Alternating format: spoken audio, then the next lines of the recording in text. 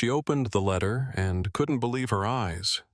Eviction over a couple of flower pots. No one would listen, and the more she tried to fight back, the worse it got.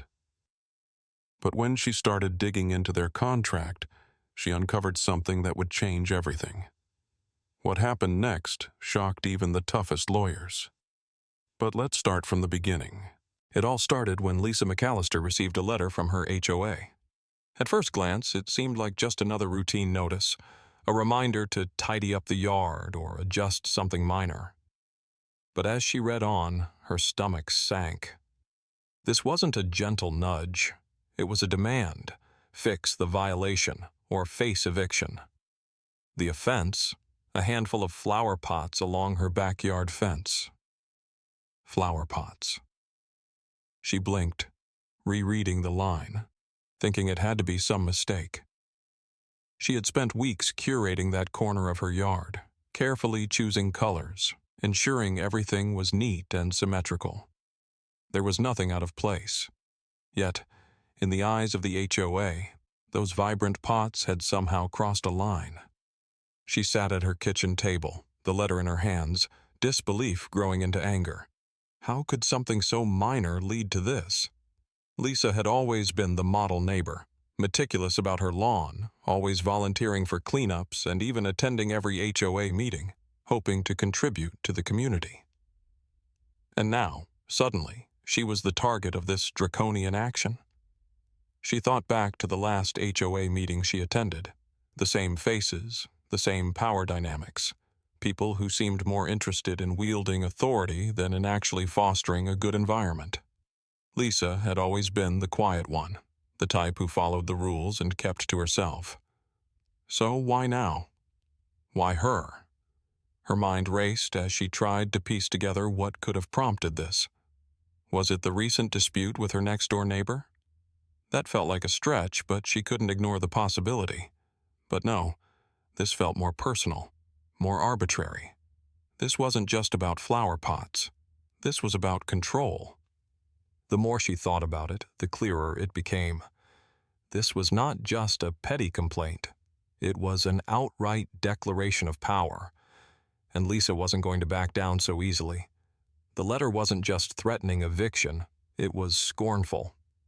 Greg Hansen, the president of the HOA, had written it with an arrogance that left no room for negotiation.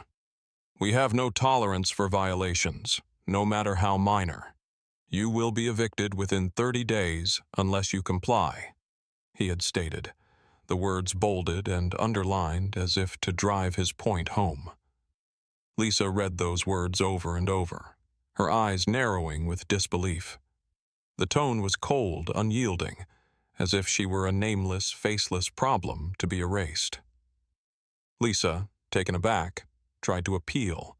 She wasn't asking for mercy, only a chance to explain herself, a chance to resolve this misunderstanding in a civil manner. But Greg wasn't having any of it. His responses were brief, dismissive. He had no interest in hearing her side of the story, let alone acknowledging the years she had spent as a law-abiding neighbor. It didn't matter to him that Lisa had lived here for over a decade, always paying dues on time and contributing to the neighborhood's upkeep. To him, she was nothing more than a minor inconvenience, a rule breaker who had dared to challenge the system.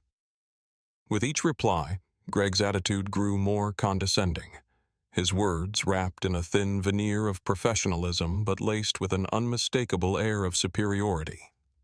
Lisa's frustration slowly transformed into something darker. How could someone who was supposed to represent the community, to foster a sense of unity and respect, behave like this? It became clear to her, Greg wasn't interested in maintaining the integrity of the neighborhood. He was interested in exercising power. As Lisa sat there, simmering with anger, a horrifying realization began to settle in. This wasn't an isolated incident. This was the way the HOA had always operated, always bullying residents into submission, always wielding their authority like a weapon. And Lisa could no longer turn a blind eye. The more she thought about it, the more she saw the pattern, the countless other residents who had been pushed around by the same system. This wasn't just a petty conflict, It was a power trip, and she wasn't going to stand for it. Lisa wasn't one to back down, especially when she felt something was off. The injustice gnawed at her, driving her to take action. She spent days locked in her study, going over her homeowners association agreement with a fine-toothed comb. She knew the document inside and out, but this time she was searching for something specific, anything that could give her leverage, a loophole, a technicality, a legal error. She needed something to level the playing field, a way to turn the tables on Greg Hansen and his tyrannical grip over the community. The hours blurred as she sifted through the legal jargon, the clauses, the amendments, and exceptions. Her eyes began to burn from the strain, but Lisa refused to give up. And then, in the most unexpected section of the document, she found it. Tucked away among a set of long-forgotten rules, there it was, a clause so obscure it had barely been updated in years.